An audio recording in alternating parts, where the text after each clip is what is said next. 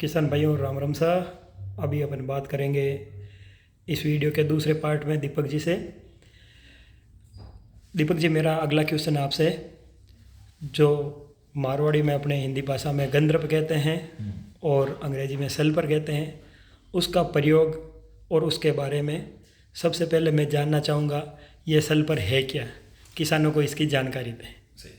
Sulphur sir एक जो अपने पौधे को 17 प्रकार के पोषक तत्व चाहिए होते हैं, उसमें सेकेंडरी एलिमेंट है, द्वितीयक पोषक तत्व है और ये बहुत ज़रूरी होता है और हर स्टेज पर इसका अलग अलग यूज है, अलग अलग इसके फायदे होते हैं। ठीक है, ये सल्फर है जो कितने प्रकार की होती है? मेनली सर ये 3 प्रकार की आती है। पहला फॉर्म रहता है इसमें बेंटोनेट सल्फर का, दूसरा होता है अपने पाउडर फॉर्म में होता है, जिसके अंदर अपन ज़्यादातर मेनली अपने यूज आती है अभी 80% 90% सल्फर, वो पाउडर फॉर्म में आती है। और एक प्रकार इसका और होता है लिक्विड सल्फर का, जिसको अपन ज़्यादातर अपन इसको स्प्रे के तौर पे काम लेते हैं। हाँ। ठीक है, मेरा अगला क्वेश्चन ये रहेगा, जो 80% और 90% है, इन दोनों सल्फर में, इस गंधर्व में क्या फ़र्क रहेगा? आज किसानों के खूब भ्रांति है, मैं 90% डालूंगा, मैं 80% डालूंगा, विशेषकर इस पे आप चर्चा करें। देखिए सर, पहला फॉर्म रहता है बेंटोनेट सल्फर, उसको अपन बेसल डोज में काम लेना। बेसल डोज माने तो भाई जब अपन बुआई करते हैं, बुआई के समय उसको डालना होता है, ताकि सल्फर का कंटेंट है पौधे को धीरे धीरे उस पौधे को प्राप्त हो अपन सल्फर कंटेंट। दूसरा फॉर्म रहता है पाउडर फॉर्म। पाउडर फॉर्म में एक तो होता है, पहला प्रकार रहता है 80% और दूसरा रहता है 90%। मेरे ख्याल से सर देखो ऐसा है कि ज़्यादातर लोगों को ये मालूम नहीं है कि 80% किस जगह काम में लेना है, 90% किस में काम लेना है। सर 90% जो सल्फर होता है, कभी तो लोगों को भ्रांतियाँ, किसान के भ्रांति ऐसी कि 90% है तो वो ज़्यादा बेस्ट होगी या ज़्यादा बेटर होगी, लेकिन ऐसा नहीं।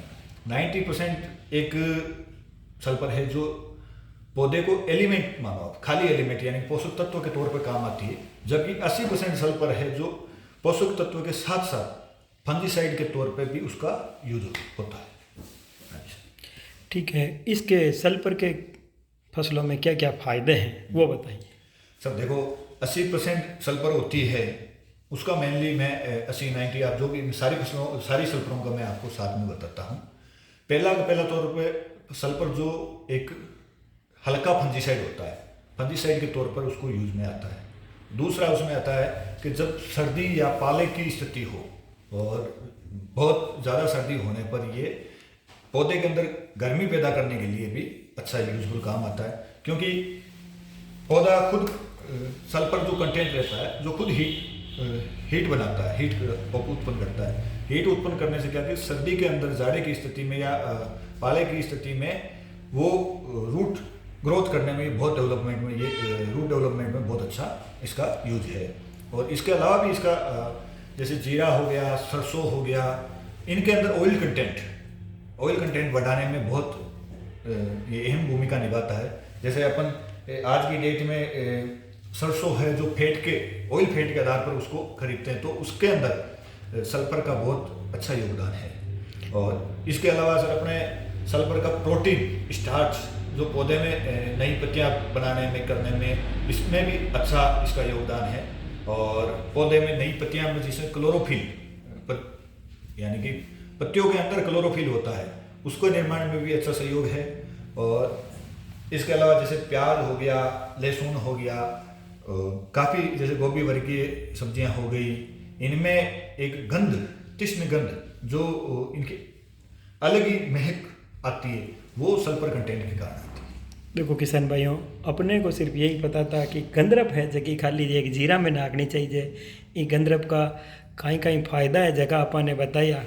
और अब किसान भाई आप आगे पूछा, दीपक जी किसी फसला में इन्हें नाकना चाहिए। देखो सर ऐसा है कि मेनली अपन क्या है कि ये जोन है, नागौर जोन है, जो फेनुग्रीक पान मेथी, अपने पान मेथी हो गया, जीरा हो गया, सरसों हो गया, लेकिन इसके अलावा भी पान मेथी तो ये तो है ही, पान मेथी, जीरा, सरसों, इसके अलावा नींबू वर्गीय जितने भी पादप हैं उनमें भी ये काम में आती है। इसके अलावा गोभी वर्गीय हो गए, फूल गोभी, पत्ता गोभी, बंद गोभी, ये जितने प्रकार की भी। और इसके अलावा गेहूं में भी अच्छा योगदान है, इसका अच्छा प्रभाव है। और आम हो गया, नींबू हो गया, और मिर्ची हो गया, मटर हो गया, सब्जी वर्ग में सारों में ये बहुत अच्छी उनके ग्रोथ में अच्छी भूमिका निभाती है। अभी अपने यहाँ 2-3 फसलें अच्छी चल रही है, सौंफ, जीरा, इसबगोल और पान मेथी। हाँ। इनमें यदि किसान साथी खाद के साथ, पानी के साथ देना चाहिए तो इसकी थोड़ी डोज बताइए कितनी होनी चाहिए। हाँ जी सर, वैसे मेरा कहना ये है कि जो सल्फर आता है इसमें बहुत आप हमेशा इसको ब्रांड के साथ में चलो। 2, 4, 5, 10 रुपए आपको अगर ज़्यादा लगता है तो एक बार के लिए लगेगा, लेकिन वो सबसे आपके लिए फ़ायदेमंद होगा। इसमें डुप्लीकेट वगैरह भी बहुत बनते हैं, लेकिन आपको डोज है हर कंपनी का, जैसे नॉर्मली डोज रहता है जो 2 किलो से 3 किलो प्रति बीघा तक का भी रहता है। अगर किसी फार्मर ने पहले हल्का डाल रखा है डोज तो उसको 1.5 किलो से 2 किलो प्रति बीघा हो गया। और फिर तीसरी चीज़ ऐसा रहता है कि वहाँ मॉइस्चर कंटेंट कितना है, जैसे पान मेथी है तो मॉइस्चर कितना है, हीट कितनी है, उसमें सर्दी कितनी पड़ रही है, तो उसके अनुसार भी इसका डोज अप्स एंड डाउन कर सकते हैं इसमें। धन्यवाद दीपक जी। अब मुझे कुछ ऐसी सल्फर के बारे में बता दो जो ब्रांड अच्छे हैं और अपने एरिया में चल रहे हैं और किसानों को आसानी से अवेलेबल हो सकते हैं। देखिए, मेनली 2, 3, 4 कंपनियां हैं, मतलब वैसे बहुत सारी कंपनियां हैं। जो ब्रांड जिनके पीछे है वो एक अपने SML का है, जिसको फर्टिस के नाम से आता है, 90% सल्फर। उसकी पैकिंग अपने पास है तो थोड़ा मुझे दिखाइए। वो फर्टिस का जो आता है 90%